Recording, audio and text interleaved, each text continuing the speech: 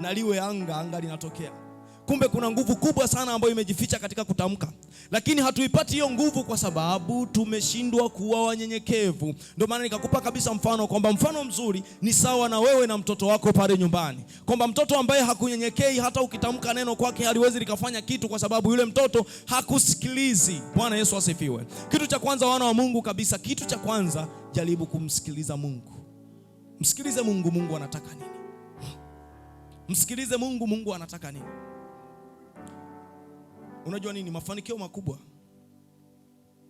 makubwa katika maisha ya mwanadamu, most of them tunajua ni kumiliki. Nikikuuliza leo, sister, mafanikio makubwa katika maisha yako ni nini? Utaniambia, gavana, mafanikio makubwa katika maisha yangu, kwanza nipate nyumba kali ya kujihifadhi, nipate gari, ni mafremu, nifanye nini, nitanue biashara zangu. Utanijibu hivyo kwa sababu unajua ndio mafanikio makubwa katika maisha yako. Lakini mafanikio makubwa katika maisha ya mwanadamu ni uwezo wa kuhendo dhoruba za moyo. Bwana Yesu asifiwe. Na ndio maana sasa utakuja kuangalia watu wengi wamefanikiwa, lakini hawawezi kutuliza dhoruba za mioyo. Bwana Yesu asifiwe. Wana mafanikio lakini wanatembea katika shida. Wana mafanikio lakini hawana raha. Bwana Yesu asifiwe. Kwa sababu bado hawajalipata jibu la maisha. Haleluya. Bwana Yesu asifiwe. Kwa uwezo wa kumiliki, uwezo wa kujenga, uwezo wa kufanya nini, so jibu la maisha.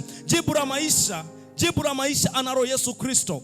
Jibu la maisha analo Yesu Kristo, ambaye ukikaa naye ndani yako ana uwezo wa kuja kutuliza dhoruba za moyo. Bwana Yesu asifiwe. Siku moja mama pale anatoa ushuhuda, anasema kwamba nina kila kitu ndani lakini siwezi kula. Bwana Yesu asifiwe. Simlisikia ushuhuda wake hapa? Anasema nina kila kitu siwezi kula. Wanasema nile mboga za majani. Bwana Yesu asifiwe. Mboga za majani ambazo hazina mafuta, ambazo hazina chumvi. Haleluya. Bwana Yesu asifiwe, mwana wa Mungu. Kwa nakwambia kwamba mafanikio makubwa sio uwezo wa kumiliki hela ya mboga, sio uwezo wa kumiliki gari, sio uwezo wa kumiliki nyumba. Mafanikio makubwa ni uwezo wa kuhendo dhoruba za moyo. Yaani ukitulia unaona kabisa safi, unalala vizuri. Bwana Yesu asifiwe. Yaani maisha yako ni safi kabisa, ambayo hayana wasiwasi. Hayo ndio mafanikio makubwa katika maisha ya mwanadamu. Sasa hayo mafanikio makubwa hauwezi kuyapata kama haujamkiri Yesu kuwa Bwana na Mwokozi wa maisha yako. Bwana Yesu asifiwe. Mafanikio hayo hauwezi kuyapata kama haujapokea matamko na matamko yakafanya kazi kwenye maisha yako. Haleluya.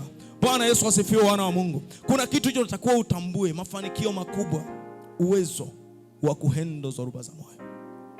Bwana Yesu asifiwe. Uwezo wa kutuliza dhoruba za moyo. Tuliposoma hapo Yohana 11:21-25, tukaona Masa akawa anamwambia Yesu Kristo,